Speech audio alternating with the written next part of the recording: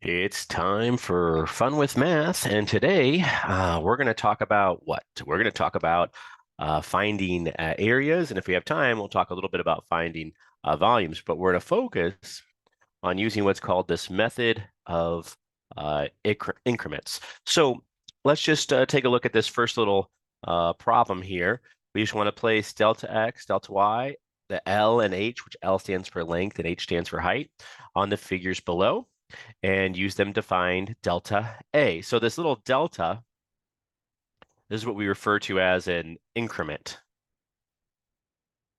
And the idea that we're about to see here in a little bit is that we're going to take little increments and figure out like a delta A, a small change in the area, or a delta V, a small change in the volume. And if we can do that, then we can use the integral to add up all the little areas to get the total area, or all the little volumes to get the total volume. And so in the pictures here, the point of this exercise is that you kind of already know how to do this. So for like delta x is a width basically. So this is like your delta x here versus, where would you put delta y on these pictures? Well, delta y would go right here. Right? So you kind of like a horizontal, right here we have a horizontal rectangle, and here we have a vertical rectangle. And then where would we put L? Well, L is a length. So there's the length right there. And then where would we put H? Well, H is a height. So we'll put H right. We'll put H right there. It doesn't really matter which side you put it on. And so if we label those pictures, we can find this little delta A here by simply taking the length times delta Y.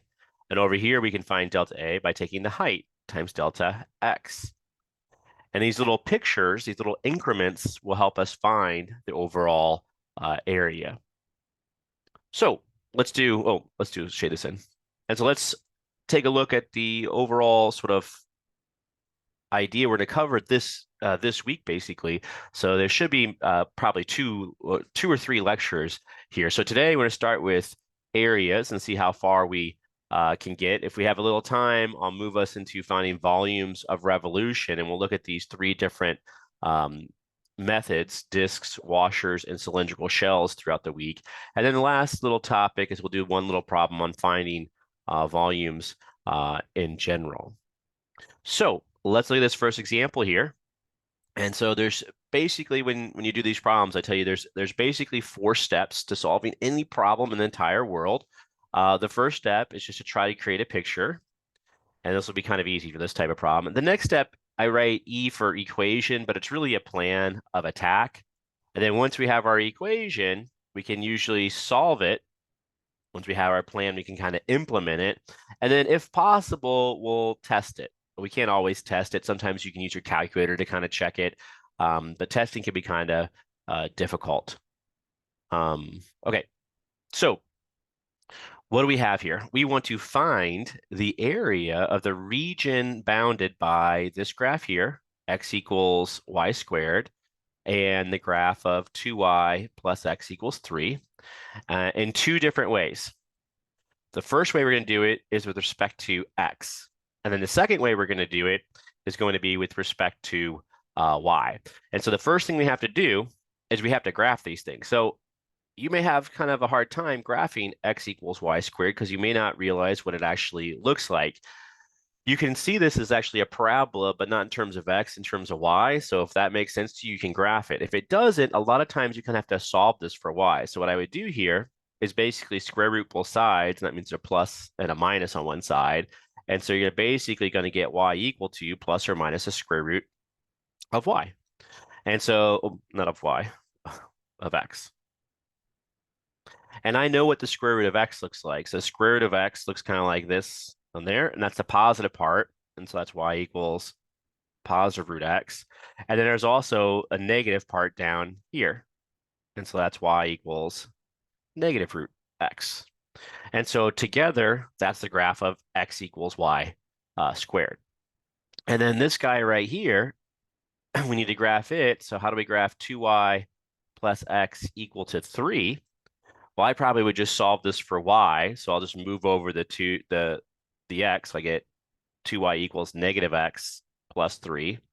And then I'll just divide both sides out by 2. So I'm going to get y equal to, I'm going to get negative 1/2 x here. and then plus 3 over 2. And so then I can see that the slope's actually negative, and it's going to start up here past 3 halves. So it should do something kind of like this. And so that's the graph of y equals negative 1/2 x plus 3 over 2. All right, looks good. And what are we trying to find then? We're trying to find the area of the region bounded by these two graphs. So I'm looking right here for this area. And so how do I find that area? Well, the idea is I'm going to use a rectangle. And if I want to do it with respect to x, the respect to x rectangle, what does that look like? Well, I'm going to use a delta x, so it's going to do something like that. So it's going to be a vertical rectangle. So inside here, I'm going to draw my vertical rectangle. And here's where you have to be careful, because if you draw your vertical rectangle over here, it's going to look like this. But if you draw it over here, it's going to look a little bit different. And what do I mean by it's going to look a little bit different? There's actually two different rectangles in some sense, because notice right here, the graphs on top and bottom change. So the graph on top here is red, and the graph on bottom here is actually the red graph too, but we did it the blue for the negative square root of x. But over here, the top graph is green, and the bottom graph is green, is blue. So you have to actually draw two different rectangles if you have to change graphs from top to bottom. And so now what I can do is I can find the area of each of these little rectangles. We'll call the first one the area sub 1. And so to find that, I have delta x, and I have a little h sub 1 here. So that's going to be equal to h sub 1 times delta x. And then I'll call the other one delta a sub 2.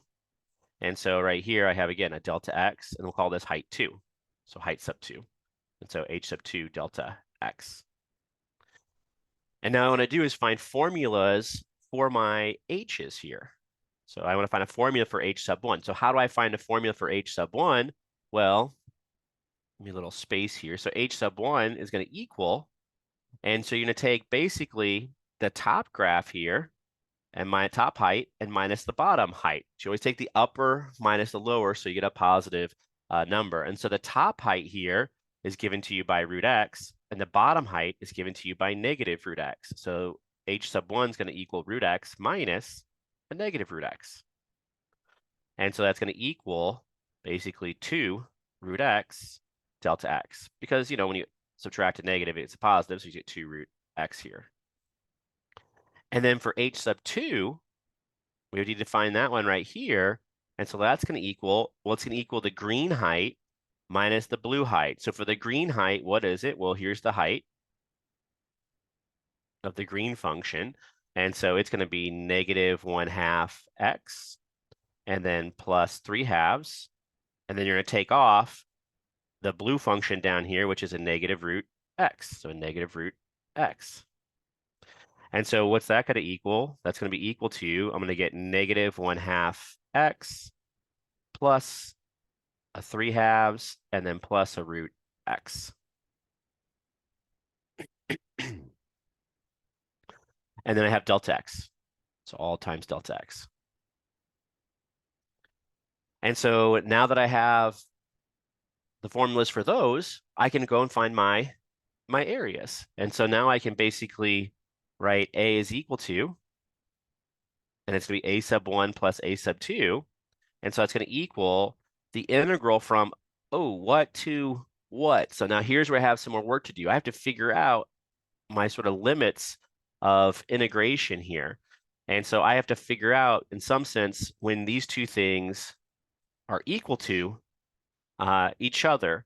And so how do I want to do that? Well, let's just write this down here a little bit. So remember what we have here. We have x equals y squared, and then we have this 2y plus x is equal to 3. And so there are a couple of ways to do this. I think the easiest way is, since you know x is equal to y squared, you just come right over here and plug in y squared and see what y is going to be. And so I'm going to get 2y plus y squared is equal to the number 3. I'll subtract 3 from both sides and get y squared plus 2y minus 3 is equal to 0. And hopefully I can factor this. So it's going to be y plus or minus something is equal to 0. And so for 3, it's just 1 and 3. Those are the factors. And then I can add 3 and take away 1 to get that middle term of 2. So now I know that either y minus 1 has to be equal to 0 or y plus 3 equals 0 because y, remember you're multiplying two things together and you're getting back 0. And so this tells me y is equal to 1, and this tells me y is equal to negative 3. And so down here, or this point right here, this is the point, I don't know the input value, but I know the output value is 1, so something 1. And this point down here, again, I don't know the input value, but I know the output value is negative 3. Now, how am I going to find the input value? Well, I have a relationship right here between x's and y's. And so notice if y is equal to 1, it tells me x is equal to 1 squared, which is also equal to 1. So that's the point 1, 1. And then right here, if y is equal to negative 3, then I know x is equal to, again, just this relationship here.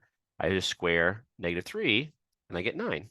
And so this is actually 9, comma, negative 3. Okay, and so now I can do my limits of integration. Now I'm going to do this with respect to x, and notice right here I start at 0. And so for a sub 1, it's going to be the integral from 0 to 1, because I'm just doing this piece right here. That's my a sub 1, basically. And I have what? I need to go up a little bit here so I can see what I have. So I have 2 root x dx, and then plus the integral, my a sub 2, it's going to start here and give me this area right here, basically, on the right. And so I'm going to go from 1 to 9. So 1 to 9. And that's going to be equal to a negative 1/2 x plus 3 over 2 plus a root x dx. And so the big idea is I'm just going to add up all these little rectangles here on this side, and that's going to give me this area. And then I'll do all the little rectangles on this side, and that'll give me that area. And when you add those two areas together, you get your total area. All right, so now I'm basically ready to solve here. And so how do you solve this thing? You can move this up a little bit. You're just going to integrate it out. And so this is going to be equal to, so here I have a square root of x. So remember, that's just like x to the 1/2. So I'm just going to add 1 and divide by it. So if I add 1, I get 3/2. If I divide by it, it's 3/2. And I'm going from 0 to 1. And don't forget there's a 2 right here. That 2. And then I'm going to add. And so now I integrate this out here. And so I have a negative 1/2 x squared over 2 plus a 3 over 2 times x. And then plus, again, x, remember that's just x to the 1/2. So I'm just going to add 1. So that's 3/2 divided by 3/2. And that's going to go from 1 to 9. So my limits of integration are a little bit different on that one. So maybe I'll do it in parentheses there so it's very clear that's applied to all that stuff. All right, let's clean it up a little bit. So it's going to be equal to, so now you're going to multiply by the reciprocal. So you have 4/3. And then x to the 3/2 is really x root x. And we're going from 0 to 1. And then plus, and so now I'm going to have a negative 1/2 times a 1/2. So I have negative 1/4 x squared plus 3 over 2 times x. And then plus, and now here what happens, I multiply by the reciprocal and get 2/3 x to the root x.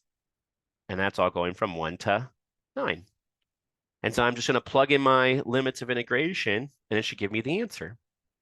And so let's see what we have here. So this is going to be equal to, and so now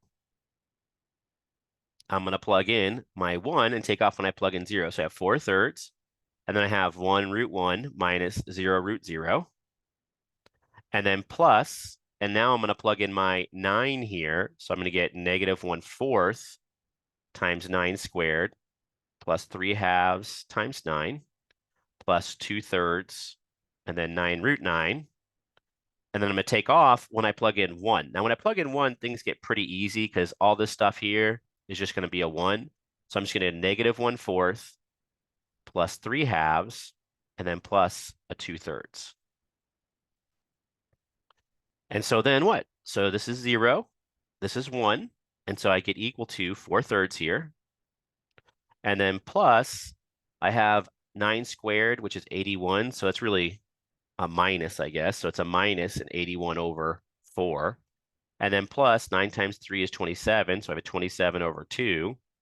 And then plus, now here you got to be a little bit careful. Root 9 is 3. So I have 3 times 9, which is 27, times 2, which is 54 over 3.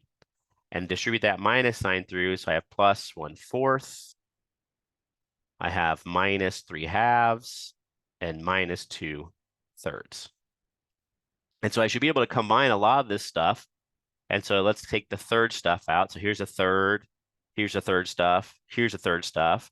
So I have 4 plus 54 is 58, minus 2 is what, 56 over 4?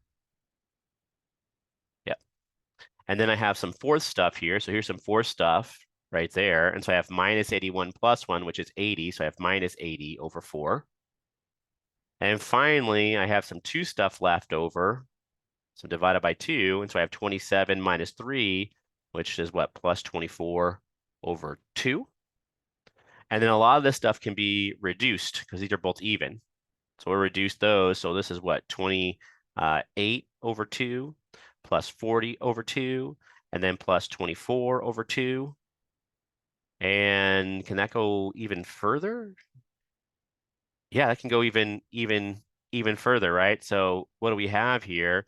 And so on this one, 28 over 2 is what? 14 minus 20.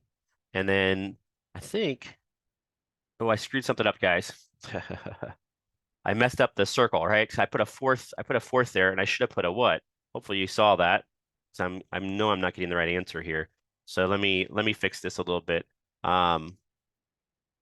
So right here, where are we at? So right on the third, right here, I don't know why I put a 4. That should have been a 3. Much better. Okay, so that changes a little bit here. So this is still going to be, 56. So let me change this here. So that's going to be 56 over 3. This is going to reduce, and that stays the same. Okay, so this is going to be 56 over 3. That's going to stay the same. And so keep going. This is going to be equal to then 56 over 3.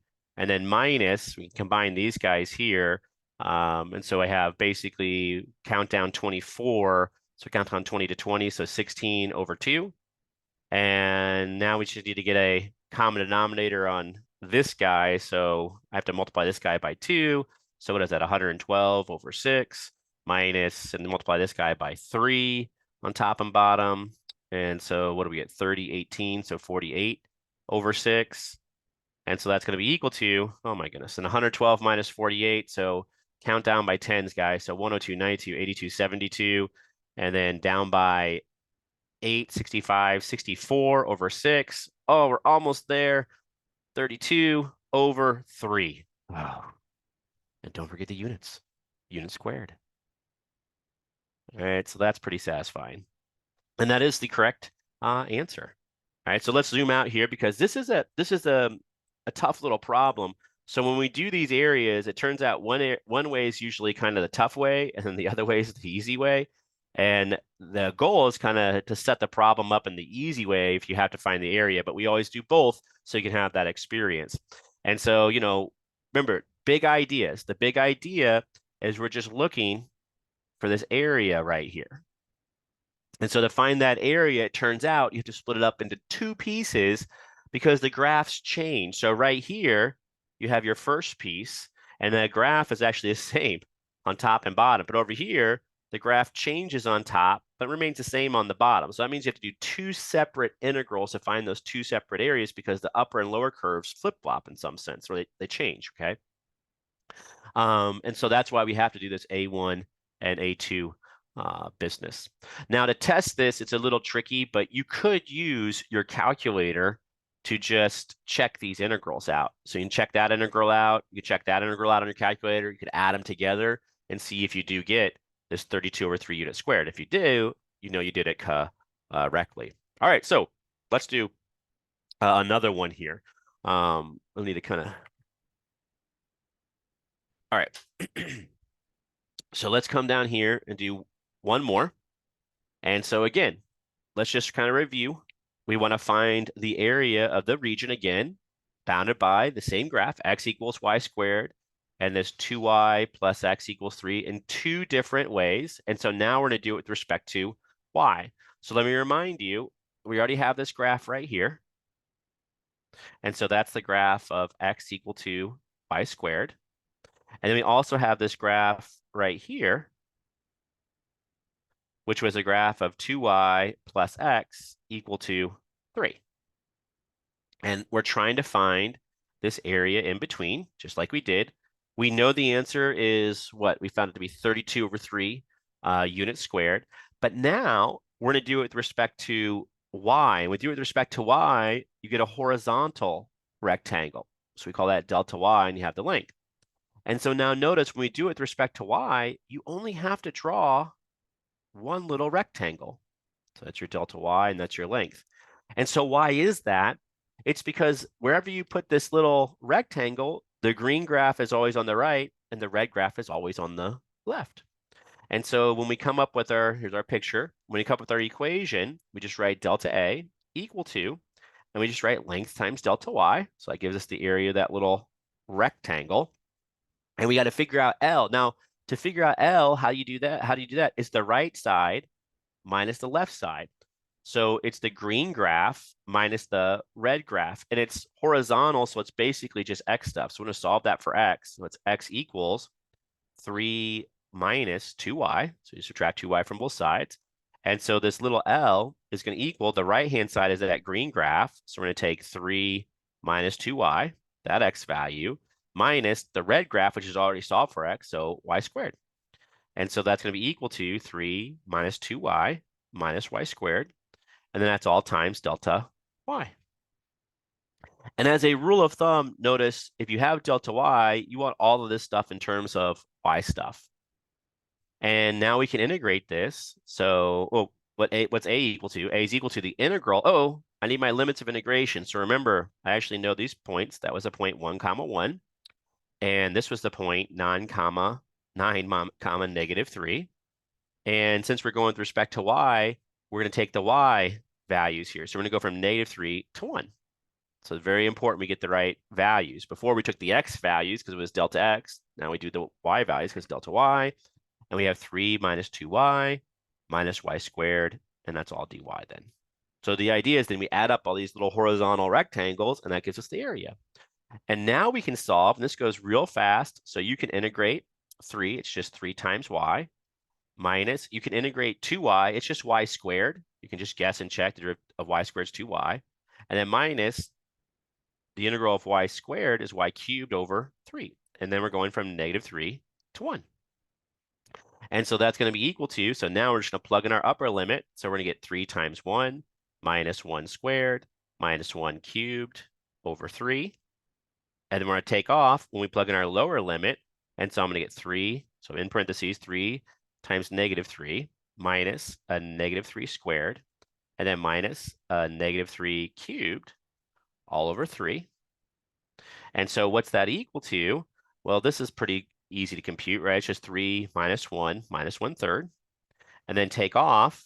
Over here, I have 3 times negative 3, which is negative 3, minus negative 3 squared is 9. And then minus negative 3 cubed is a negative 27, so it's going to be a plus. And 27 over 3 is another 9. And so I see that these 9s are going to cancel. And so this is going to be equal to then 3 minus 1 is 2. So 2 minus 1/3. And then minus a 9 is a plus, what, 9? Yeah, plus 9.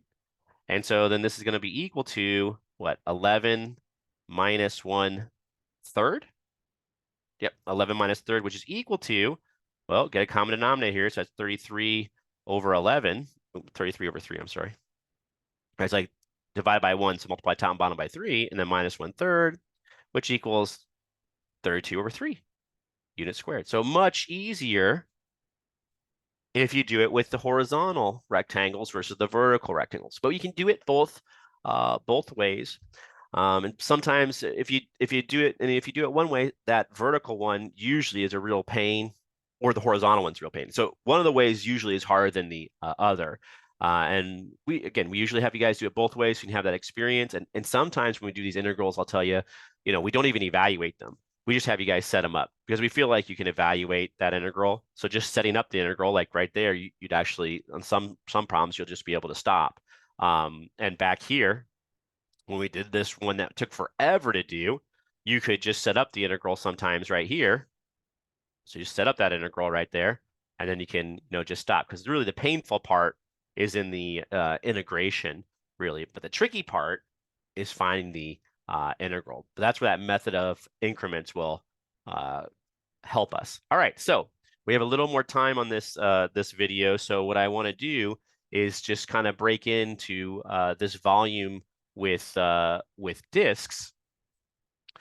And so here are some disks down here, and it just says, place this sort of delta x, delta y, and r, which stands for radius, on the figures below, and then use them to compute this delta v. So again, this is this little method of increments, and it's really not that bad. So you can kind of see here what this would be. So this is a delta y, and then over here, it's a horizontal thing, so it's a delta x. And then the radius, it's just the radius of that circle, the radius of that circle. And now I can compute my delta v. So how do you find delta v? Well, you just take the area of this circle, which is pi r squared, and then you multiply it through delta y, and that gives you this little volume, almost like a volume of a coin, or I guess the volume of a disk. So you multiply that by delta y. Over here, you do the same thing. So you want to find the area of that circle, which is just pi r squared, and then they get the volume, we multiply through this delta x, and gives us the volume of that disk. And so these formulas I don't really have to memorize because they are so intuitive, but then I can use them, right, to find what are called volumes of revolution. So let's take a look at an example. And today we're going to just do this method of disks. This time we'll do the washers and cylindrical shells. And so for the volumes with disks, here's how we word the problems. It says find the volume of revolution given below by revolving the region bounded by this function f of x equals cosine of x, the x-axis, x equals 0, and x equals pi over 2. I'm going to do this about the x-axis here. So let me draw an x and a y here. And let's just start drawing these functions. So let's draw the function of cosine of x. So cosine of x starts up here at 1, and then it goes down here.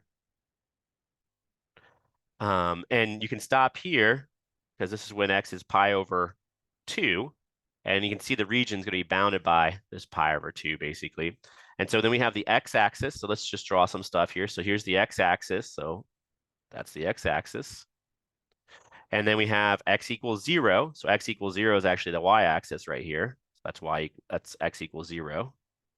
And we can label these just so you can see what I'm thinking. So x-axis. And then this x equal pi over 2, well, x equal pi over 2 is actually where that graph hits the x-axis. So it's just this line right here is x equals pi over 2. And that's just to stop that green graph from going any further, basically. And so here's the area we want to compute. Oh, I'm sorry, we're not doing area. We're doing volume of revolution, right? So volume of revolution. So this is the region. So here's my region right here. And so what you're going to do is we're going to revolve this around the x-axis.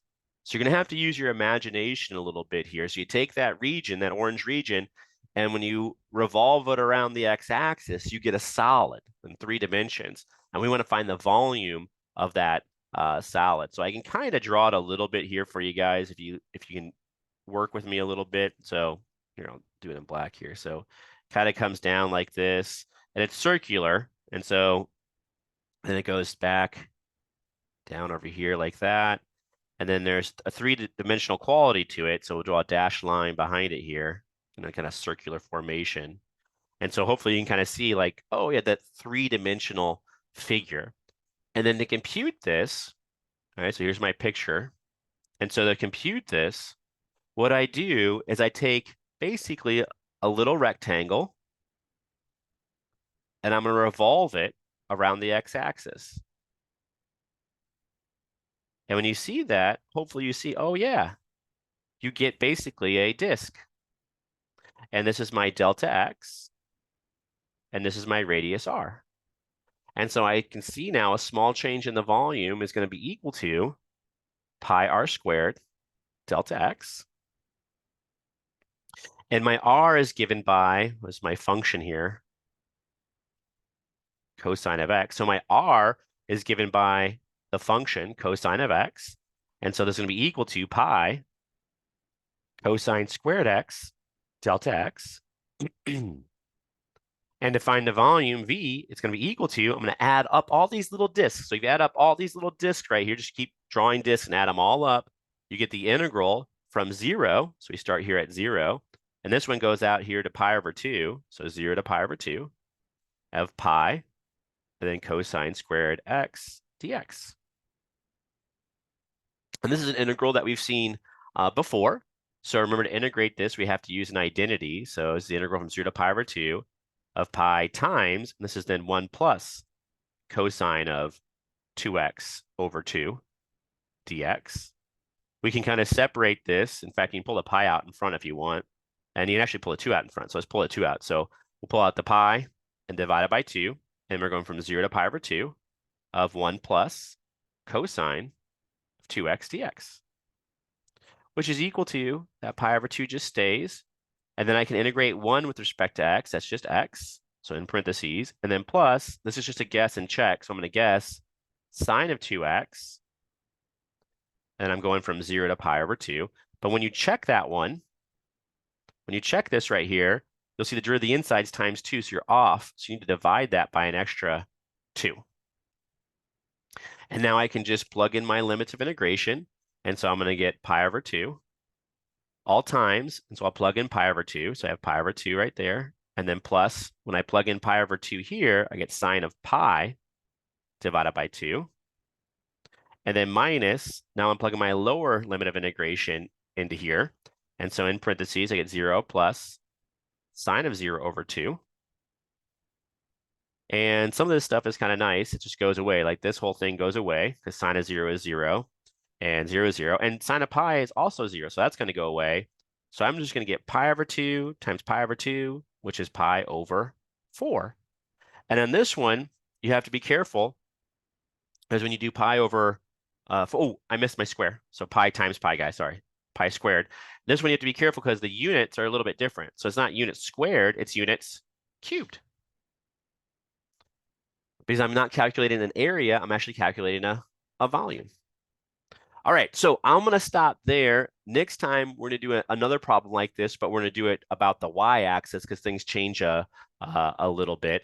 And we'll use the other sort of disk. But I'll save that for the next video. That's all I got.